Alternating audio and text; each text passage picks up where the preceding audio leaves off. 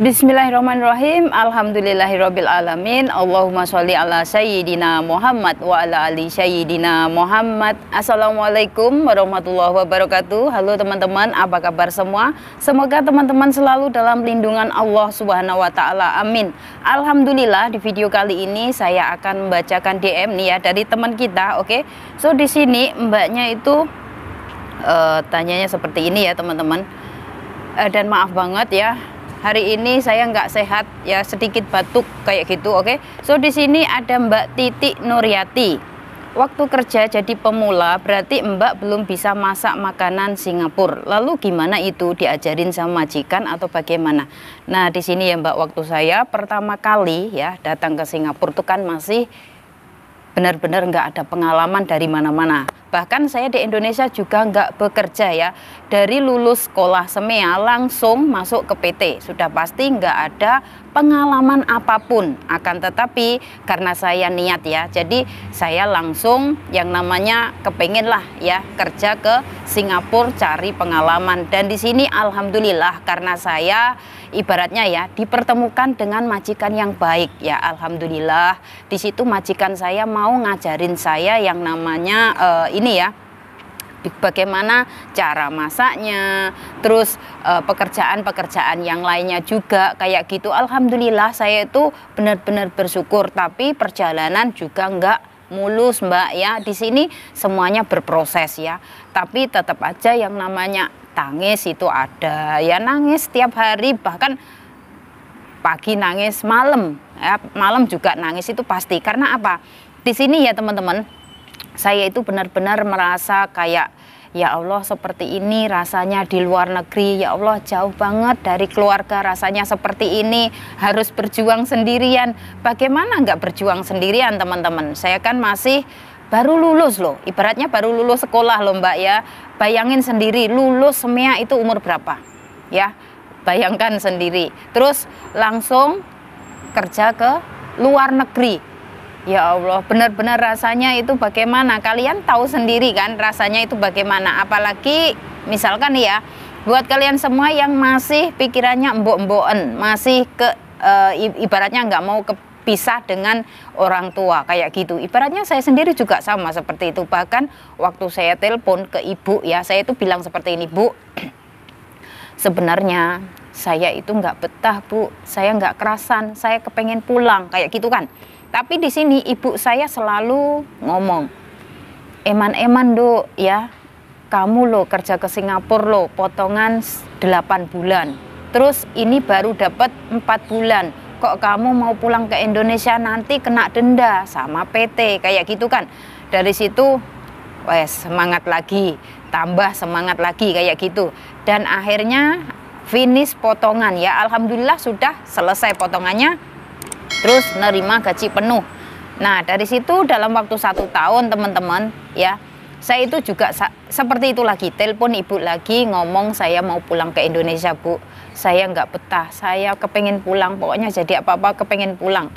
Sampai 3 kontrak itu sama seperti itu. Tapi ya mau gimana lagi teman-teman ya, ibaratnya kita ini kalau misalkan ya menjadi seorang TKW itu bukanlah suatu pilihan, benar apa enggak? Karena kita itu benar-benar ibaratnya punyalah yang namanya angen-angen ya, kepingin yang namanya suatu saat, misalkan kan di situ saya kan belum nikah ya, saya memang punya angan-angan, saya kepingin yang namanya nanti suatu saat kalau ketemu jodohnya ya, saya itu kepingin semuanya itu biaya sendiri tanpa harus minta atau membebani orang tua. Dan alhamdulillah ya, waktu itu saya juga semuanya biaya keluar dari hasil keringat saya sendiri kayak gitu loh teman-teman. Akhirnya ya itu tadi, akhirnya berjuang sampai 3 kontrak. Terus setelah 3 kontrak itu pulang ke Indonesia, nikah ya teman-teman. Jadi di sini buat kalian semuanya, misalkan kalian masih pemula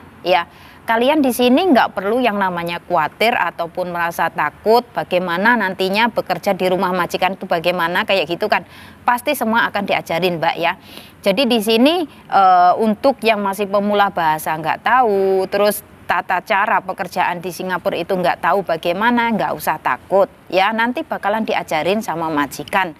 Pokoknya saran dari saya ya, kalian perbanyak berdoa aja, minta sama Allah ya, agar segala urusan kalian itu dipermudahkan ya. Kalian dipertemukan dengan majikan yang baik, kalian mendapatkan tempat yang nyaman ya, kalian mendapatkan pekerjaan yang ringan. Terus pokoknya semua kalian itu bakalan bisa finish kontrak ya, meskipun suatu saat ada gejolak, ada masalah, ada liku-likunya ya, itu kayak gitu sudah wajar Mbak ya. Yang namanya kita sendiri nih ya teman-teman, kita ngikut dengan orang tua aja pasti kita juga kadang masih kena teguran, kadang kita masih kena marah, apalagi kita ngikut dengan majikan ya, seperti itu. Ibaratnya kita harus berpikir yang lebih panjang lagi ya. Misalkan ya, buat kalian semuanya nanti sudah sampai di rumah majikan, terus kalian merasa wah terbebani dengan pekerjaan, kalian merasa nggak cocok dengan majikan,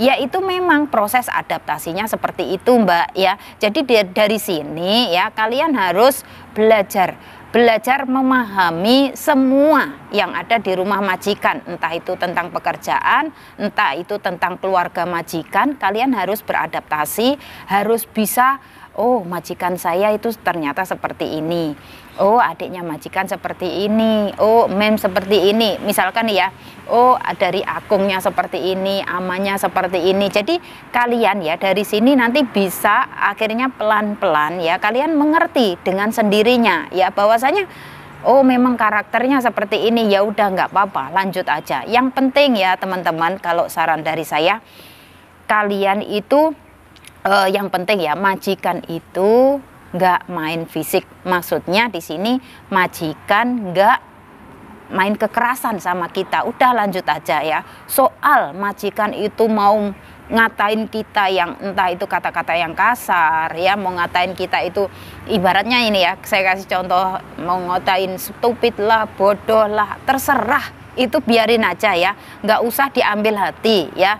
Yakin dengan omongan saya, nggak usah diambil hati, biarkan saja. Pasti pelan-pelan nanti semua itu akan berlalu ya. Karena apa di sini teman-teman? Misalkan kalian ya yang bekerja pertama kali untuk bekerja ke Singapura, kok sedikit-sedikit kalian tahan di sini, sedikit-sedikit dipendam di dalam hati. Nanti kalian sendiri yang rugi. Kalian bakalan merasa nggak betah, merasa nggak nyaman dengan kata-kata, dengan sifat karakter majikan. Tapi kalau semua itu kalian anggap nggak apa-apalah, memang itu sudah sifatnya kayak gitu ya, itu nanti akan menjadi sebuah kebiasaan ya. Memang Mbak nggak mudah, memang saya sendiri juga paham nggak mudah, tapi kalau kita sudah setiap hari melaluinya, itu akan menjadi sebuah kebiasaan ya. Dan di sini buat kalian semuanya, nanti misalkan ya Mbak ya sudah sampai di rumah majikan dan kalian itu ya misalkan ada masalah apapun di rumah majikan, ya ngomong dengan majikan ya, tanya dengan majikan. Misalkan ada sekiranya sesuatu yang tidak dimengerti, yang tidak paham, harus tanya ya, jangan dipendem kayak gitu. Misalkan nih ya, kalau majikan kalian iya nanti kalau suka ya, kalau nggak suka nanti kalian bikin kerjanya salah kayak gitu, majikan malah marah ya kayak gitu. Terus misalkan nih ya teman-teman, buat kalian semuanya yang saat ini masih ada di PT ya, tolong ya, saran dari saya, tanyakan tentang liburan dan tanyakan juga tentang HP, oke? Karena di sini banyak sekali ya keluarga yang ada di Indonesia tuh mengeluh karena setelah sampai di Singapura nggak ada kabar, setelah sampai di Singapura lost kontak kayak gitu ya. Benar nih sekali, benar sekali bahwasanya keluarga yang ada di Indonesia sudah pasti mengharapkan kabar dari kita. Untuk itu buat teman-teman semuanya nih ya, jangan sampai nanti kalian sudah sampai di rumah majikan dalam waktu 1 minggu, wah itu terlalu lama ya. Kalau bisa 2 hari atau 3 hari, segera ngomong dengan majikan, saya mau menghubungi keluarga yang ada di Indonesia. Karena keluarga yang ada di Indonesia sudah pasti mengharapkan kabar dari kalian nih teman-teman ya. Jadi di sini misalkan nanti saat interview ya, tolong tanyakan, Mem, kalau nanti seandainya saya sudah selesai bekerja, apakah boleh saya menggunakan HP saya? Nah itu tolong rundingkan ya, ataupun diperbincangkan dengan majikan kalian, calon majikan kalian ya. Setelah kalian sampai di rumah majikan ya, kalian masih dalam tahap-tahap bekerja di rumah majikan seperti itu ya. Kalian masih dalam tahap misalkan adaptasi nih ya. Itu memang nggak mudah, adaptasi dengan keluarga majikan nggak ada yang mudah ya. Tapi di sini disabarin saja Mbak ya, dijalanin sesuai dengan alur ceritanya, dan jangan lupa berdoa, sambil berdoa ya Mbak ya. Karena di sini misalkan kita itu blas nggak berdoa sama sekali kayak gitu ya, susah kayak gitu ya. Kalau menurut saya sendiri susah.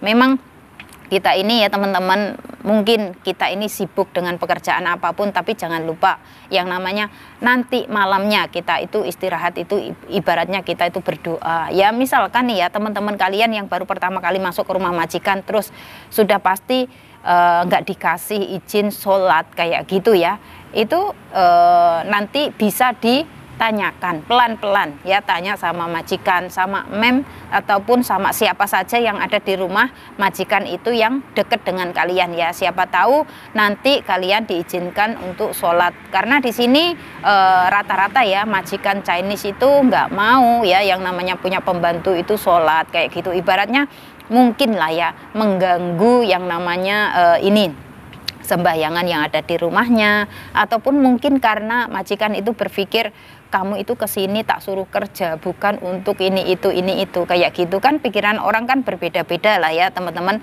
Oke, so nanti buat teman-teman semuanya yang sudah finish potongan ya, kalian bisa buka rekening bank BNI ya, yang bagi yang belum punya rekening pribadi. Oke, so nanti kalian bisa datang langsung ke City Plaza Mbak. Persyaratannya cukup bawa paspor, work permit, dan uang $110 ya.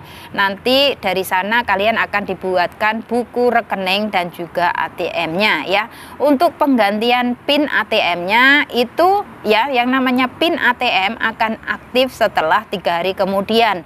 Untuk tutorialnya bagaimana cara mengganti ATM PIN ya, itu kalian bisa datang langsung ke Raffles Place. Oke, tutorialnya untuk videonya sudah saya buatkan ya, kalian bisa cek di video-video saya sebelumnya lokasi ATM Bank BNI di Singapura. Oke, so dari sana kalian nanti bakalan bisa menemukan, oh di situ loh tempat ATM BNI di Singapura. Oke, semoga saja sharing dari saya ini bisa bermanfaat dan bisa memotivasi buat teman-teman semuanya. Saya doakan semoga teman-teman semuanya segera terbang ke Singapura ya.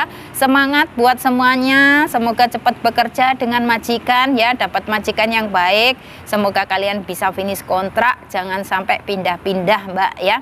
Karena di sini kalau sampai pindah-pindah kalian terlalu banyak terkena potongan gaji ya, potongan gaji dari agent. Eman Mbak, sayang banget. Oke, pokoknya tetap semangat, positive thinking, jangan lupa untuk selalu berdoa. Dan saya akhiri sampai di sini. Akhir kata, wassalamualaikum warahmatullahi wabarakatuh. See you on my next video. Bye bye.